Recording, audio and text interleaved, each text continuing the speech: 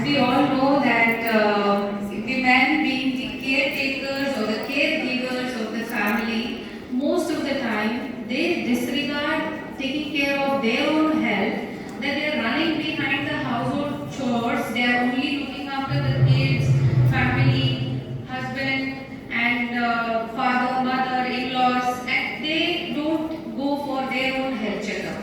Basically, that's where we are lacking, that we haven't been able to create the awareness on women's health in general in our country.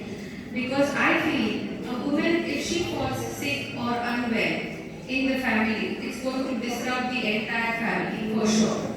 So, healthy woman is the backbone of a house who is going to give rise to a strong and a healthy family. In turn, it's going to help us build a great healthy nation.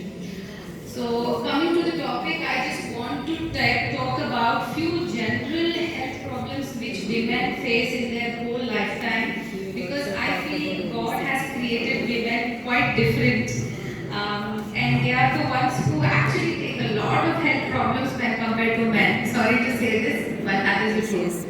So I would like to emphasize on the health aspects of women, talking about every decade of life.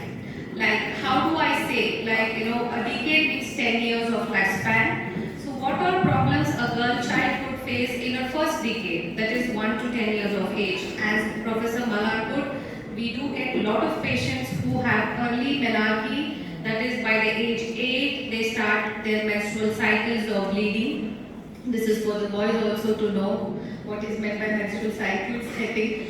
So, and these are the problems which we need to attend to actually as doctors. So you need to be aware that any girl attaining menarche very early at home needs to be consulted with a doctor. Coming to the second decade of life, that is between 10 to 20 years of age group, we face a lot of things. As we spoke about early menarche, there are girls who have late menarche. That means to say they don't mature at all even up to the age of 16, 18 years.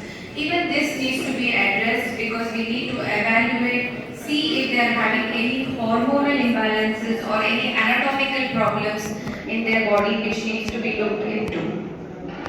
And apart from this, I feel the most important thing is once the girl matures, she has a lot of issues to face with, unlike the boys during their school age and college age. That is, they could have irregular menstrual periods, that means to say they could have heavy menstrual flow throughout the month for a long period of time, which eventually makes them anemic. And anemia is the main leading disease in our country to be addressed to. When they are anemic, they lack that energy to be, feel free in the class, neither do they are attentive, they are lazy, they are lacking energy. All this needs to be addressed. We can't look at a disease or a complete problem. We are supposed to go into the depth of it. Sometimes they could be even suffering from thyroid disorders which they are unaware of. So I would say any deviation. What do we mean by a normal menstrual cycle? Any cycle which ranges from 25 to 35 days, we call it as a normal menstrual cycle. If there is any deviation beyond this, means there could be girls who could be getting their periods once in 15 days or once in 20 days. There could be girls who could be getting their periods once in 2 months or 3 months or sometimes a year. They don't get their periods at all.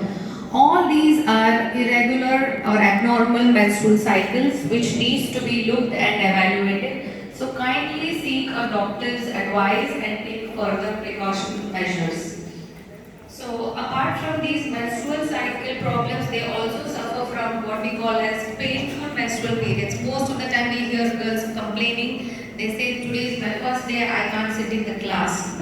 I am having a lot of pain, I feel giddy, I feel like vomiting. And these are the patients which actually needs to be checked because there are few conditions called as endometriosis which the girls could be suffering from unaware. So they need to seek a doctor, take a consultation, get their ultrasonography or scans done, evaluate and then take further treatment. Because bisphenol is going to hamper their studies and physical activity eventually.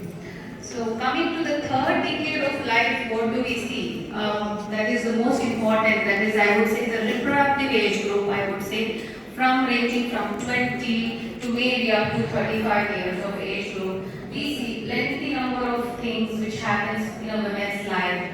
I really want to address even about the sexually transmitted infections which happen very frequently in women. We have a lot of women complaining about chronic white discharge happening. They do not open about it at all to neither to their family members nor to the doctors when they come to the clinic. So they are most likely silent sufferers in our country because they don't speak about it. I think these are the things which they need to speak about to even to their friends, because there are a lot of girls who suffer from premenstrual syndrome, we say, or premenstrual depression. In the sense, the girls are unaware why they are so cranky. Sometimes you might see a girl very cranky with mood swings and tantrums. They could be having anxiety or they could be depression, crying at the drop of a hat. Or professor scolds her in the class and she might start crying and go into depression. You never know that she could be suffering from premenstrual depression or syndrome, which is again a hormonal problem in a girl, which needs to be addressed too, because most of the girls don't open up or don't say that they are having a problem. Neither do the men in the family, it could be brother, husband or father, they fail to recognize these symptoms. I think this needs to be looked into, talked to, and also seek the doctor's advice. And when we talk about menstrual irregularities, as I said, there are so many patients. You must be hearing these days very often, I'm a PCO patient, I'm having PCOS. I think this polycystic ovarian syndrome or PCOS has become so common that in my clinical practice, 1 in every 3rd patient who walks in my chamber is a PCO patient. And I'm going to just talk about it when I talk about infertility or fertility about PCOS here. I'm just mentioning it to you that whenever you're having irregular menstrual periods, kindly seek a doctor's advice and take the proper treatment. Because we treat each patient depending on their symptoms, not exactly just for PCOS. Because there could be unmarried girls with PCOS, there could be married women with PCOS seeking baby or having to conceive. There's a different approach for different patients. There could be girls who are suffering with a lot of male-like hair growth on their face, body, we call that as hirsutism. Again, it's a component of PCOS. There could be a lot of pigmentation on the face where they are having dark skin. They're worried that they don't look as beautiful as their other friends, colleagues. Again, they are hormonal changes. So if you take proper treatment, most of it is curable. Okay? And I think half of the things I've already Professor Palar has told, that we need to keep our diet very healthy. I think these are the things which will keep us on the right track, not allowing us to fall under that bad influence of hormones and land up as a PCO patient. And apart from these, I think there are other problems where girls are now more career oriented, so either they postpone their marriages or postpone their pregnancies. I think this is one of the reasons why infertility is on the rise. There are lots and lots of infertile couples seeking doctor and their advice, and I'll be talking about it in the end. So this is one of the other problems which we see in the reproductive age group girls, ladies. And if they conceive, suppose a reproductive lady becomes pregnant, then we see other problems of pregnancy in women. And the most common problem, as I already suggested or mentioned, is anemia. In our country, anemia is on the rise. I never see a pregnant lady walking in my clinic with a hemoglobin of 12 and above, which means the normal hemoglobin level in the women.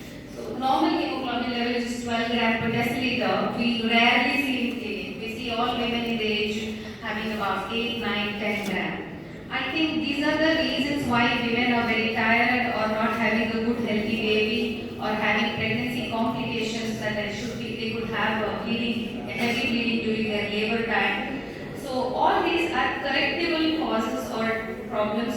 So if you take a proper doctor's advice, eat healthy, be on iron supplements, calcium supplements, most of the things could be avoided. And also nowadays there is a lot of importance on postpartum depression or illness which we see, or postpartum blues. Most of the ladies after delivery, they do find difficult handling their career, their baby, they could be studying, they could be working. When they take leave from all these things, they have a lot of mental agony actually. I think this is a leading cause of suicidal cases which are happening following a delivery. So I think to treat this, men are equally involved in the sense men should realize that a woman goes through a lot of things. So they need that tender, loving care, affection, what we call as a TLC treatment at home, that they need to be taken care of well, address to their problems, find out what is bothering them, whether taking care of the baby is really becoming a tough task. All these things even men have equal hand, and they should help avoid such things, prevent such things from happening in the family. And if they feel it is way beyond their control or way beyond their approach, I think they should seek a doctor's consultation. We've been reading about this a lot in newspaper. Most of them then after delivery going into depression. I think these are the things which we need to address in the reproductive age group ladies. And coming to the important cancer screening test, which I advise for all my ladies starting from the age of 21 years, is the cervical pap smear screening test. As Professor Muller already put it across, breast cancer being the number one cancer, the second common cancer being the cervical cancer. The mouth of the uterus is called as cervix. That is the only part which we as clinicians can see or visualize in a patient. And this leads to a cancer called as cervical cancer, or in few patients who are prone for it. And there are few screening tests which can be carried forward from the age of 21 years, every 3 years or every 5 years, up to the age of 65 years we keep doing these tests on women. I'm sure most of the women are not aware of it, because the minute I mention cancer word in my clinic, they panic. They say, I don't have any cancer. I have come here for some urine infection, kindly treat me. I don't want to know about cancer. So there is a difference when we say screening. What is the reason why madam was using the word screening? Anybody knows? Screening is the word we use for general public, in the sense we are doing that test on all individuals irrespective of their risk factors. Means you could be falling under a low risk criteria or a high risk, it doesn't matter. Everybody has to go through the test, because by knowing or doing these tests, we can prevent the cervical cancers from happening, because we can predict the cancer which could develop in your body maybe 5-6 years later. So don't you think that's a good thing to know, that next 5-6 years you might be a cancer prone patient, so you know about it, you take proper steps, you treat yourself. It's very simple, right? So that's why we say prevention is better than cure. So kindly get yourself tested. And also I need to emphasize that there is a vaccine also which helps prevent this disease to a certain extent, mostly about 50 to 60% coverage. So this cancer vaccine is called the cervical cancer vaccine, which you are aware of probably. Few people must have heard. Anybody knows about cervical cancer vaccines? Yes. So there are two varieties of vaccines which are given to all adults. I need to say men also need to hear to it very clearly, because this vaccine can be given even to men, because men also carry these viruses called the HPV or the human papilloma virus. So they also can prevent few of their what we call as benign cancers by taking this vaccine. So men can take this vaccine if they are in the age group of 15 to 26 years. Women can take this vaccine if we are in the age group of 15. Again, till 26 years is the norm, but you can take even up to the age of 45 if you wish to take it. So the basic fundamental of giving any vaccine is you take the vaccine before getting exposed to the disease. That means to say, cervical cancer is caused by sexual activity or intercourse or exposure to viruses. So before you become sexually active, if you take the vaccine, it is more effective, and it is less effective at a later time if you take it.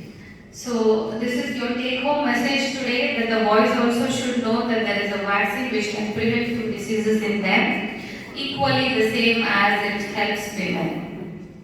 And next, coming to the third or the fourth decade of life, which starts from about 35 years to maybe 40-45 years, I would say.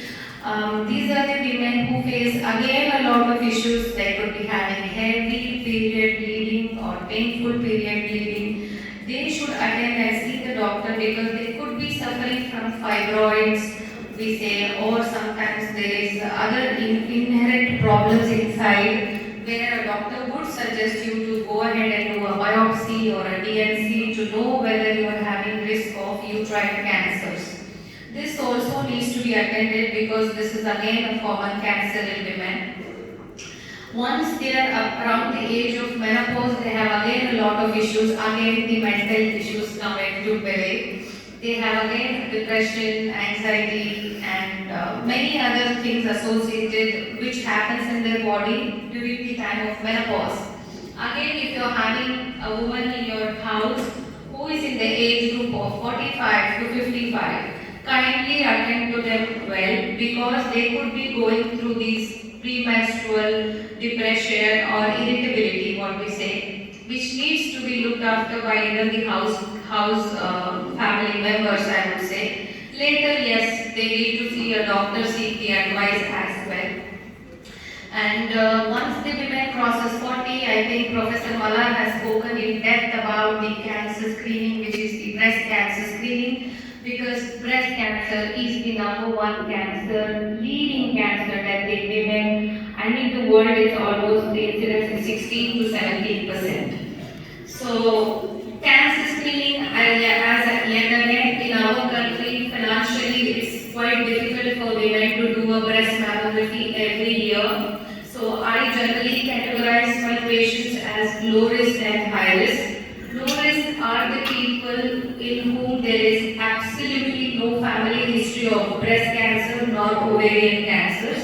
Such group of ladies can do breast mammography once in 2 or 3 years after the age of 40. After the age of? Yeah. I think people are still listening, not yet sleeping. Okay, so once the woman reaches menopause, that is once she crosses 50, it has to be done yearly, once every year.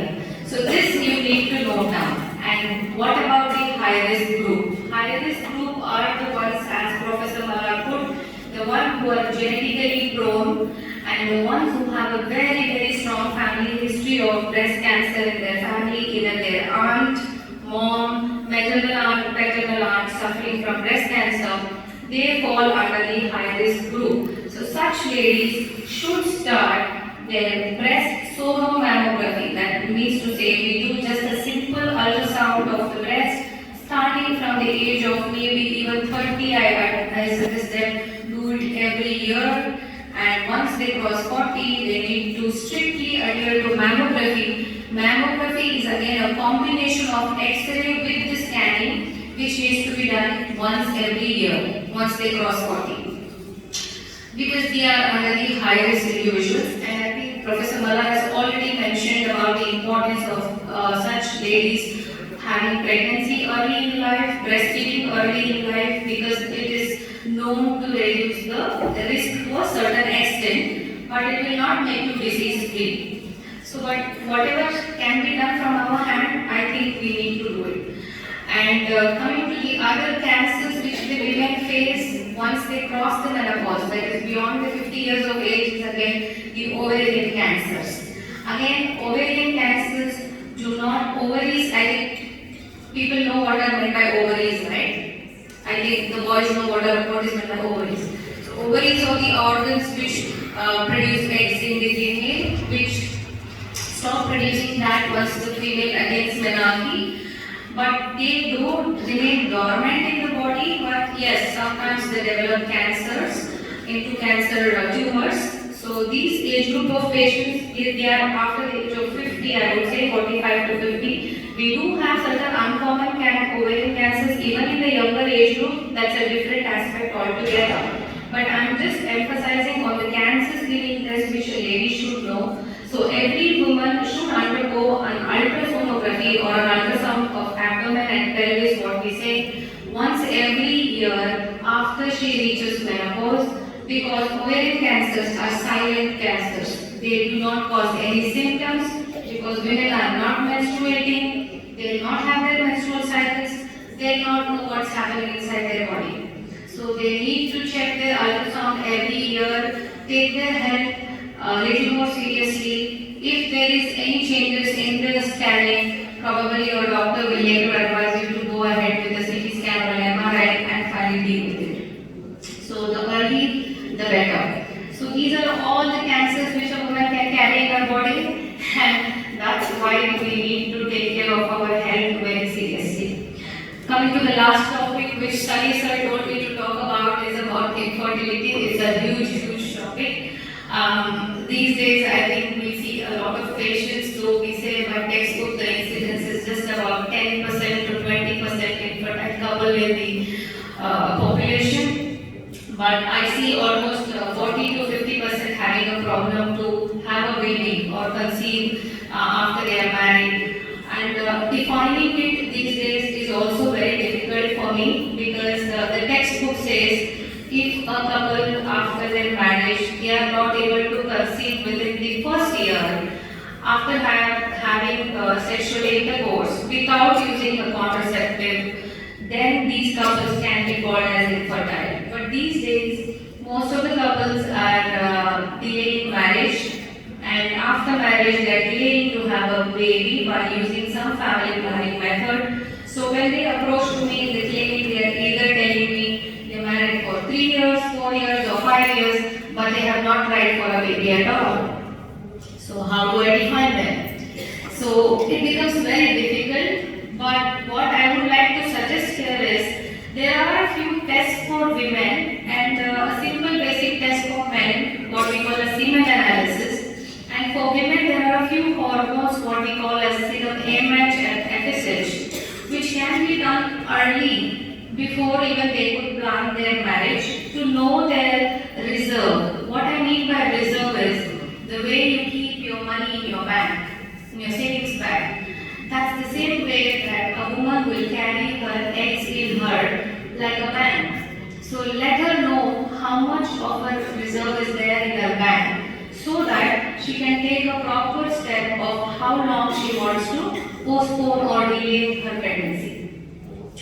Once there are ladies where the reserve is very poor or less, we suggest them kindly either get married and have a baby soon or try for a baby, or they could even go for fertility preservation techniques, which we say that is we do freeze the eggs. There is an option called as oocyte freezing, which even an unmarried single girl could do and keep her eggs in the bank. In the sense, we take the eggs out and we freeze it just like where we freeze ice cubes. Just for an example I'm telling so that you can easily understand it. And we can keep it frozen for a very long time, as long as the patient wants it. And whenever they get married and decide to have a baby, these frozen eggs can be used because they are of the younger age group. Probably you would have kept your eggs at the age of 25, but you are utilizing it at the age of 25. So this is the medical technology invention which is helping us to have a healthy baby even at the age of 35. So this is how we look at fertility couples when they enter our clinic, whether they are married, unmarried, it doesn't matter. The first instruction always advised would be to check yourself, do your fertility potential test. For men, as I said, the semen analysis will give us a lot of results, because most of the men these days are indulging into heavy smoking, alcohol consumption, substance abuse and all that. And then sexually transmitted infections. Most of the men do not know that they could be having low sperm count or motilities or maybe no sperms at all until and unless they get married and they're trying for a baby. So even that is again a silent observation which happens actually in men. And they're not ready to accept it as well in the society. The minute we say there are no sperms, they say, how can it be possible? I'm just 25.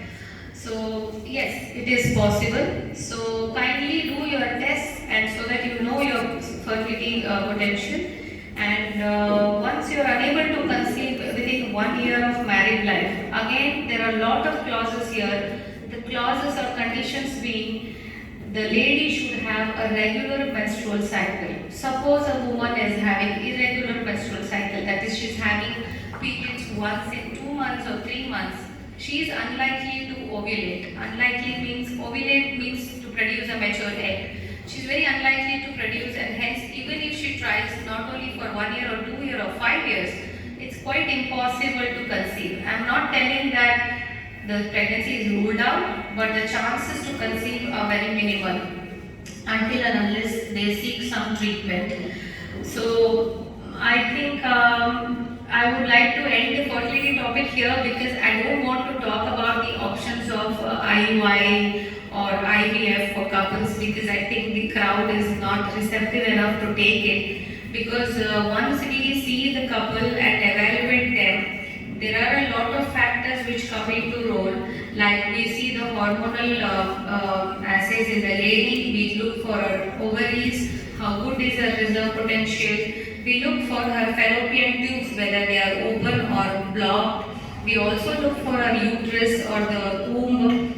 If she's having any problems, there could be anatomical problems, distortions sometimes, like a bicornuate uterus or a unicornuate uterus, or they could be having a huge, large fibroids, and these are the reasons which are not allowing them to become pregnant sometimes, and then these problems needs correction at times, and then following that maybe IVF could be advised.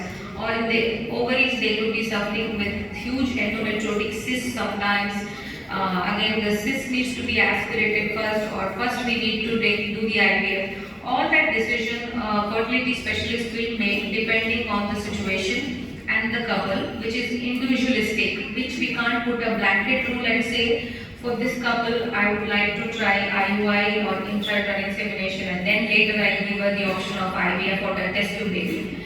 So it's a huge topic to talk to for this crowd. So I would say only 2 things you need to know about your fertility potential is, know your age of marriage, know when you want to conceive, get yourself at least tested or evaluated by the doctor, know your reserve or the fertility potential.